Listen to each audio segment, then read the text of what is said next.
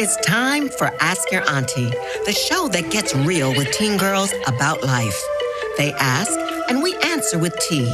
Tools for excellence and achievement. The goal? To help girls make better decisions in real time. When you can't ask your mom or G-Ma, ask your auntie. Now here's your host, Marissa Terrell, Esquire.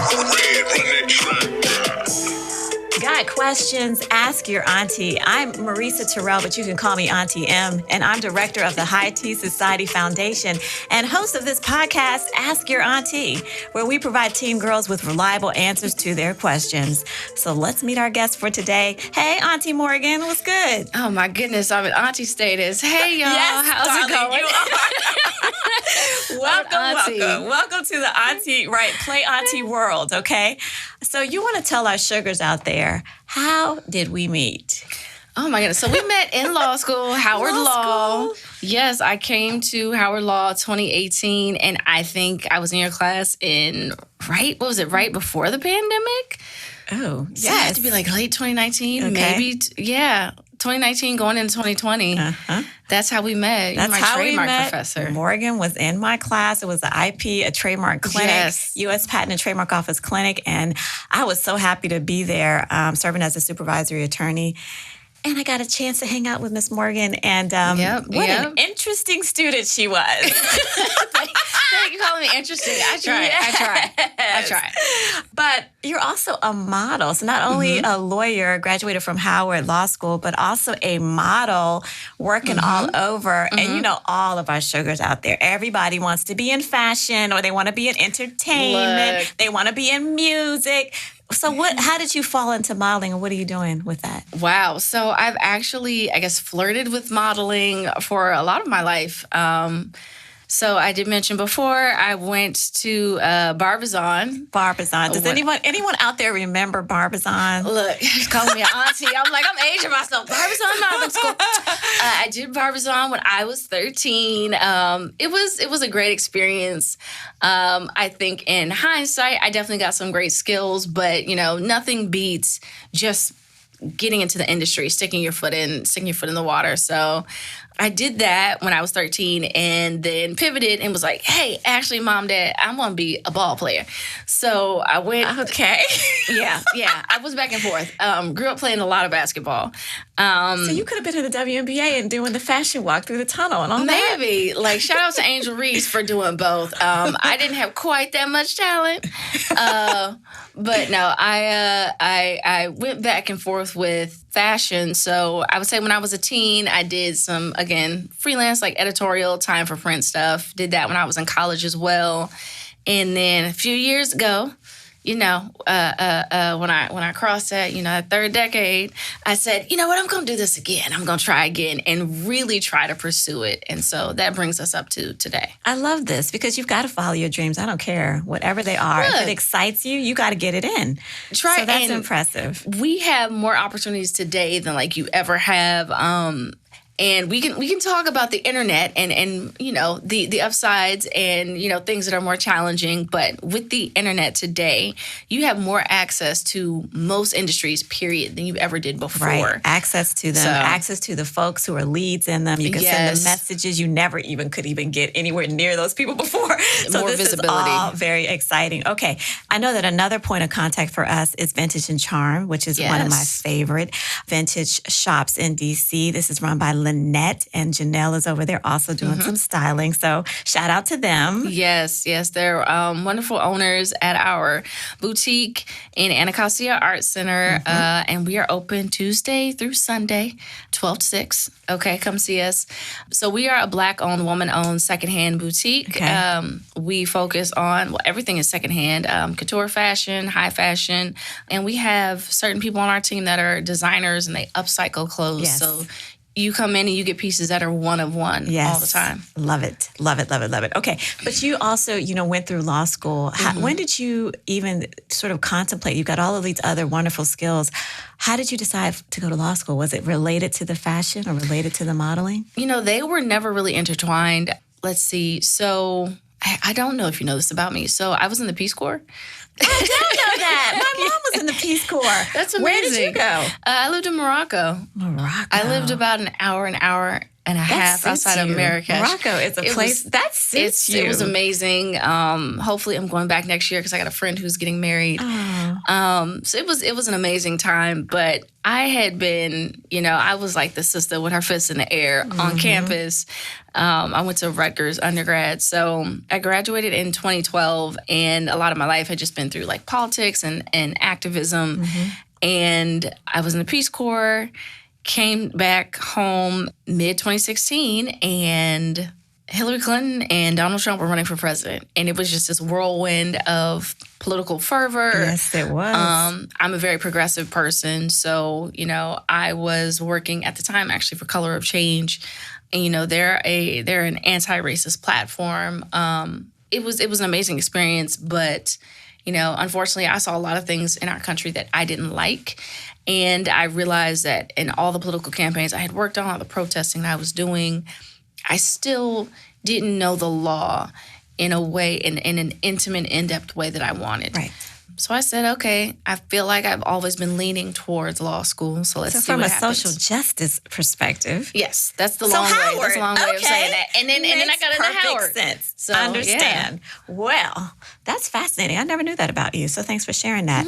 The purpose of this podcast is really to build up the resiliency of our girls to withstand unhealthy influences.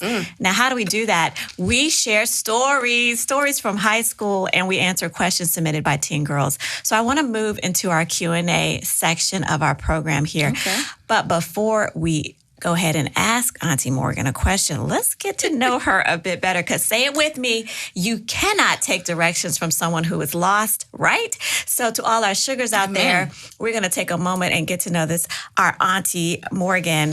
So tell us about yourself. What is your full name? My full name is Morgan Renee Sills. Morgan Renee. It is. I love it. Okay, so where do you live? Where do you live these days? So right now, I'm in the DMV. Okay. I live pretty much in Largo. You can call it Largo. Okay, so she's in Maryland. You see what I did my DC? Okay, she's in Maryland. All right. So what are you doing? What are you doing now?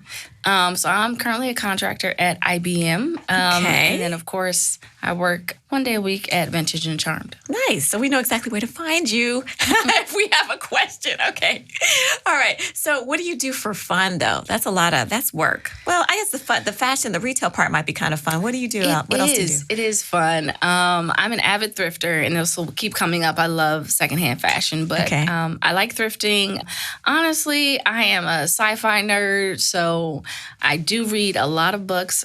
So for me, reading is recreation, so it can be reading about sci-fi or fantasy. Ooh. Well, wait a minute. We have to stop right there because we know I got a ton of sugars out here.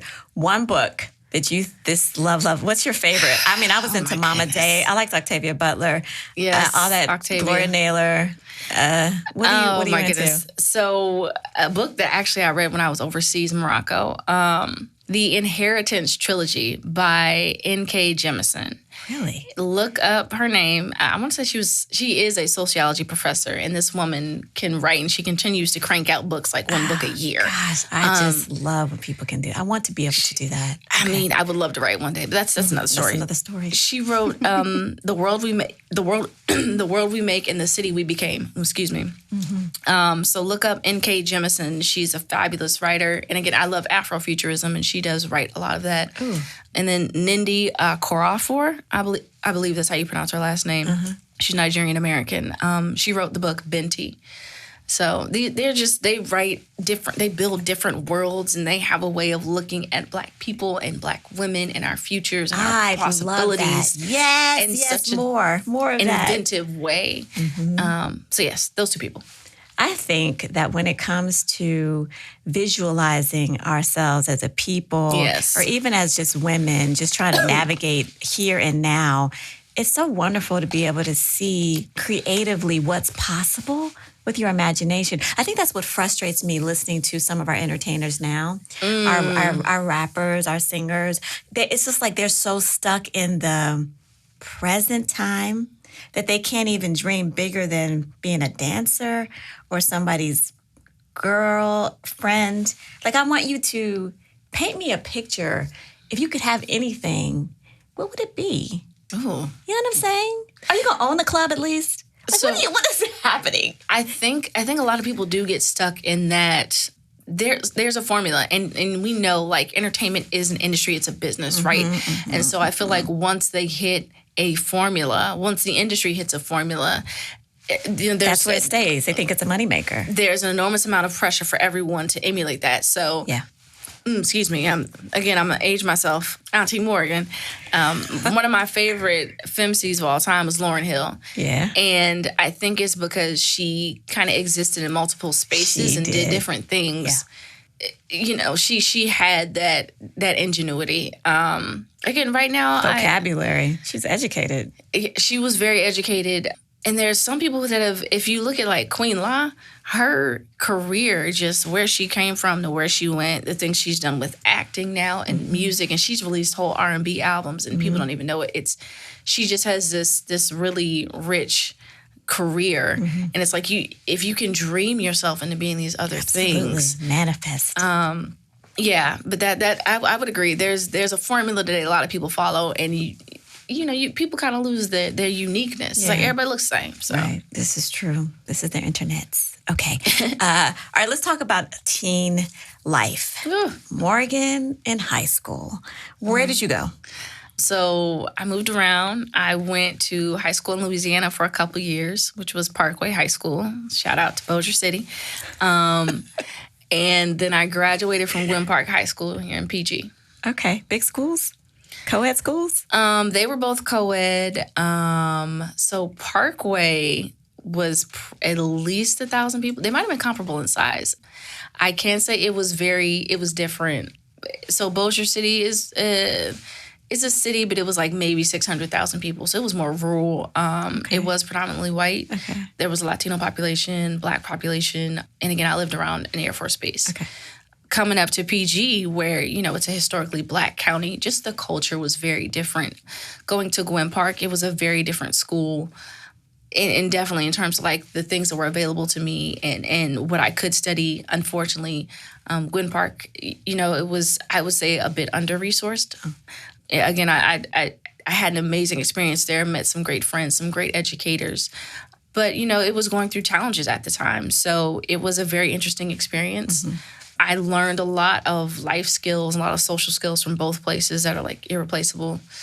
But yeah, it was definitely a shock, coming from down south and then moving up to PG. PG County. Of course, I had that southern accent and at the time, great big glasses on. I cannot picture it. And just got my braces off. So it was a lot. It was a lot. A lot going on. So what kind of student were you? Were you like the academic? Were you I was very, very academic. Okay. There was one thing I could do was academic. So. Okay. So you were studying, or it just came natural to you? I did have to study, and at the time I was really into science. So I hadn't dedicated myself completely to politics yet. I was still in love with weather and meteorology. Okay. That was my thing. So yeah, I did have to study a lot, especially when it came to, it was like AP Chem and AP Bio. Those were like, some of the hardest classes, and I had to make sure I studied for those. Yeah. But there were other things that did come a lot more easily, like history and literature. Okay. Well, thanks for sharing some information about yourself. As we move into the questions, is there anyone that you want to dedicate this podcast episode to? A young woman poised to do great things? Who might that be? So for me, honestly, it would be pre-law Morgan. Pre-law Morgan. Me before I started this journey and came to law school and learned so many things about myself. Law school really kind of is like that when you go, it's like a major, it's like before and after. You know what I'm saying? It is. It's such a game changer for the way you think, for how you begin to comport yourself, the relationships you decide to keep. It is a real thing. So thank you for saying that. So this pre-law Morgan, what was her nickname? Do you So in high school, yes, coming from down south, there were a couple folks. I did get the nickname Slim because I was tall and skinny, or tall-ish and skinny. And people would country grammar, come here. Or that Southern seems girl. So long for a nickname. It was, but it was like people, if they couldn't remember what my name was, 'cause people didn't necessarily know me with junior year, they would just kind of shout out somewhere, or Georgia, or Mississippi. I was like, I'm from Louisiana. Okay. All right. Okay. That's so funny how we group things together. But I'm hoping that sometime during this discussion, Louisiana's going to come out. I want to hear that dialect because I love that slow twang. This is coming from somebody in D.C. who is really in the South anyway. All right, so let's start with one of our questions we always start with. What is your morning ritual? You get up in the morning, what's the first thing? The first thing I try to do. Slim, Lord. The first thing I do is pray, actually. And this is before you get out the bed? I try to. The first thing that I do. So I would say one of the hardest things for me to give up is this thing right here, this cell phone. Oh my goodness. Of us. Yes. And I have to work, and you can see this is my Star Wars background. This is me being a nerd. No, I do have to like wake my brain up and kind of decompress. So I'm probably going to listen to music. I do have like a meditation playlist and music. Some of it's gospel music. Some of it's just like slow, soothing sounds. Mm-hmm. But to wake me up, get me started. And there's affirmation music that I also listen to. Oh, where they're talking to you like, good absolutely. Morning. Well, it's not even that. There was a sister, I want to say Toni Jones is her name, mm-hmm. and she talks about all these parts about being a woman in your life, loving yourself, making space for yourself, giving yourself grace. Okay. So I like to listen to those. But but the first thing on my tongue is just, God, thank you for today. Thank you for my health, my safety, my family, their health, their safety. You know, like before I come before you with all these things mm-hmm. that I'm going to ask for with my hand out, let me just say thank you for what you've done. Amen. And when you're trying to wake up grateful, it makes you really count your blessings immediately before you get into the day and like the frenzy. The frenzy. Okay. So first question from one of our sugars out there. Mm-hmm. How, Auntie Morgan, do I prepare for a standardized test? We know these are the great gatekeepers all around us, right? Lord, yes. This is going to sometimes make the difference between whether we're getting into this big school or this big scholarship or whatever. How do I prepare? I'm probably thinking it's going to be SAT or PSAT at this point. Right. Yeah, if they're in high school. So for me, one of the first things, again, pray. Okay, start pray. Number one. Know what you want to do, of course. If you're trying to get into a school, obviously you want to shoot for the stars. But if you're trying to get into a certain school, there's a certain program and there's a certain score that you need. You should know all those things beforehand. The next part for me, on the other side of law school and trying to take the bar, know how you learn best and go for that. For me, that was taking the test, right? So we can sit in school and we can listen to lectures all day. We can watch all these videos.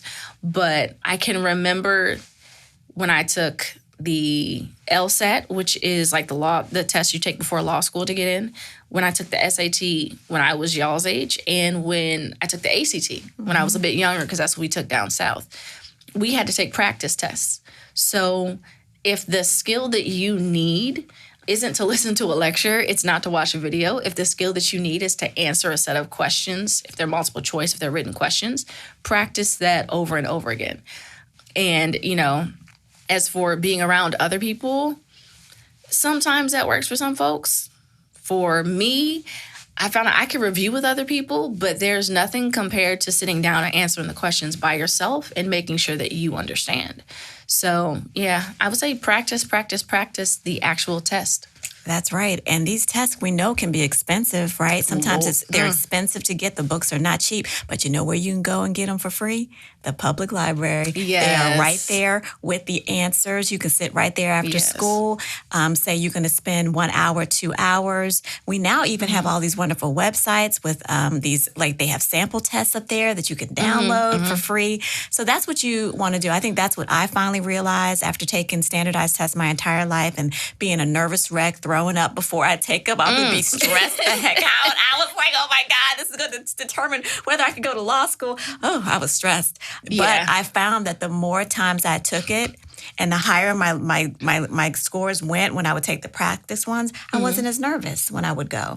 Oh, absolutely. To take the test. I can say that taking the bar and then, again, taking the LSAT, the LSAT, I did pay for a program. It was like, it's lots of money. My parents had to help me. it's rough trying to get through all that material. And so by all means, if you need to take a prep course, and I think I did that for the SAT, go ahead and do that. But it was really me getting to the public library for like the it's bar. that individualized studying. And doing those practice exams. That really helps. Exactly. Okay, so let's switch a little bit. So we've talked a bit about academics.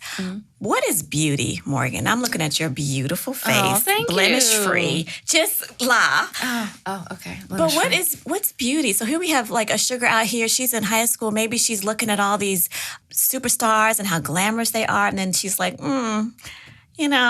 how do I measure up? So I would love to say that I've never wrestled with this question in my adult life, but I think we all, in a world and a society that puts a premium on how we look, and especially youth, we are all going to ask ourselves that question. Am I beautiful? What is beauty? The hard part, the funny part is that when you come to the conclusion that it's loving yourself, it's easy to get away from that and get caught up in all the products that you're supposed to buy, all the celebrities that are supposedly doing it right. And, by all means, I am in the beehive. Beyonce is beautiful. So I can look at some women and say, I believe that they are beautiful. And especially when you get that social acceptance, it helps. But I have also been places where I'm too tall and too short for somebody's taste, where the complexion of my skin, for some people, well, that's just right, and other people it doesn't work. Where my hair, having natural hair and locks, some people love it, some people don't like it. Where I'm too skinny, or other people say I weigh too much. All these things. They don't like the size of my feet. They don't like the freckles on my face. They don't like all these things about me. And I realized I want to be happy. I want to love me. And when you are happy with yourself and you exude a confidence, that is the most beautiful thing about a person. Absolutely. It really, really is. And I don't want to be cliche to the sugars. I don't. But it's kind of something, people say it when you're younger. You just love yourself. Beauty is in the eye of the beholder. Love yourself. You come back around to it as an adult when you realize there's not one person on this planet that doesn't question themselves and how they look and whether or not they're going to be accepted by other folks. So honestly, beauty is your confidence and your love of self. Agreed. And it's sort of like building it up does take some time. I remember when I was little, brown-skinned girl, ginormous eyes, super skinny. People used to call me Kermie all the time. That's cold. Horrible, right? That's cold. If it wasn't that, they would be calling me Mookie or something silly. But what I figured out was that, okay, I do have a unique look. What can I say? This is what it is. But I remember going to the library. We spent a lot of time in the library because it was the 90s and it was like dangerous in D.C. And that's where my parents, they thought that was a safe place. Little did they know. But anyway, that's where we were. And so I would be on the floor looking at all like the fashion books. Yep. And anybody who was my color, anyone who had large eyes, I would just pull their pictures. Wow. Put them all over my wall because I was like, Diana Ross, okay. Or Liza Minnelli, she's got eyes like me. Like anybody who has like features, and then I would just look at them and I would convince myself by looking at them over and over and hearing what people said about them. Oh, they're beautiful and they're this and they're that. Yep. And that sort of was how it started for me, that I started not caring what people would say about me because I was like, but I have eyes like Diana Ross. So what's wrong with you? You know what I mean? Like, absolutely. So, but you've got to figure out something, some morning mantra. You get up in the morning, look in the mirror before you put on your lashes and all your other fabulous stuff to, make you feel poppy that day. Say to yourself, hey, girl, you're beautiful. I love this about you. These are, talk to yourself and encourage yourself, right? Absolutely. And the beauty influencers that I follow are the people, if I like their makeup tips, every single one of them has a story of how they used to feel unbeautiful. That's right. So if you don't pour into yourself, then what you will find is that negative stuff starts to seep in. Yes. And it starts to take over, and then you start doing things to hurt yourself, to make yourself conform. Okay, what about this question? Can you love someone too much, Auntie? Yes, you can. Wait, that was too fast. Simple. Wait a minute. Yes, you can. How is that possible? I was told to love everyone, my neighbor as myself. Absolutely. And the word teaches us that. Okay, so here it is. So we just talked about confidence and loving yourself. If you were ever in love with someone, and this is me talking to not just pre-law Morgan, but young Morgan. If you were ever in love with someone and your love for them starts to overshadow your love for you to the point where you are going to hurt you or change you, you love them too much. And love is beautiful, and I believe that God is love and God is perfect. So love is beautiful. it does take work, dedication, and compassion for other people. So when I say you can love someone too much, I'm thinking of trying to build a relationship or maybe a life with someone. If you're at that point, again, y'all a little young, so I want y'all to build, careers, academics, and goals and dreams or whatever it is you're doing. But if you're thinking of being in a long-term relationship with someone, love is a foundation, but I think you need to build that around compassion and understanding. And so anyone who asks you to not love yourself because of how you feel about them, that is going to be a problem. And this is even me when I was young. Again, I had an ex tell me, I should cut off my locks. And it's a huge part of my life. It's a huge part of who I am, having natural hair, having locks. That was a point where I was questioning me because of his preference. No.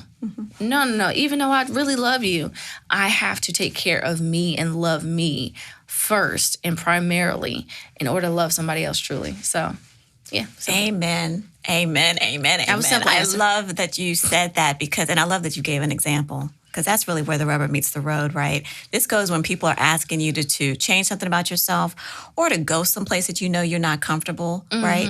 Or to do something that is not that you're not about that life. Hey, can I borrow that money? Can I borrow that money? Yeah, we preaching young Morgan right now. Young Morgan, can I borrow that money, girl? Yeah. Are you talking about when people are literally asking you? Yes. That's another thing. That's right. Especially when you're on a trajectory doing all of these things to empower yourself. You ready for law school? People definitely, they see that and they start saying, oh, well, you have enough to share with me. Or you have enough that I can also take. And while that is true, that over time, you're going to see that's a pattern.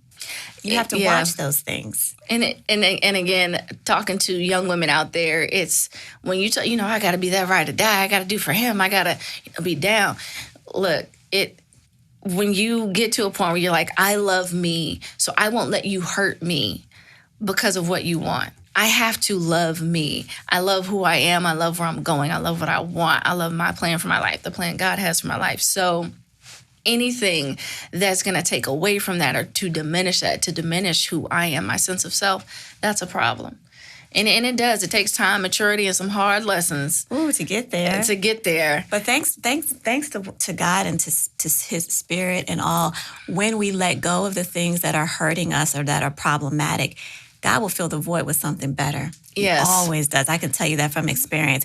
I'm breaking up with this person. I think it's the end of the world. They haven't been treating me well, or they've been I feel it going against my spirit or something.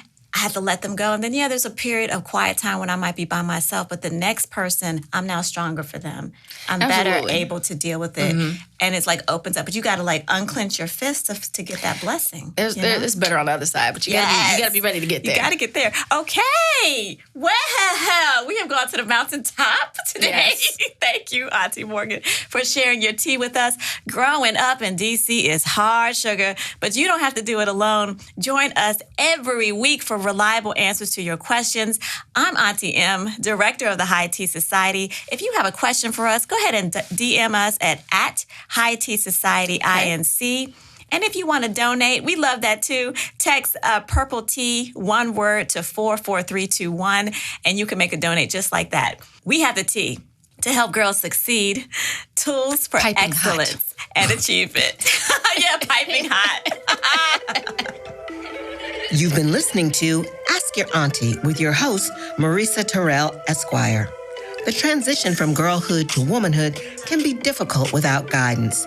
We have the tea to help girls succeed. When you can't ask your mom or G-Ma, ask your auntie.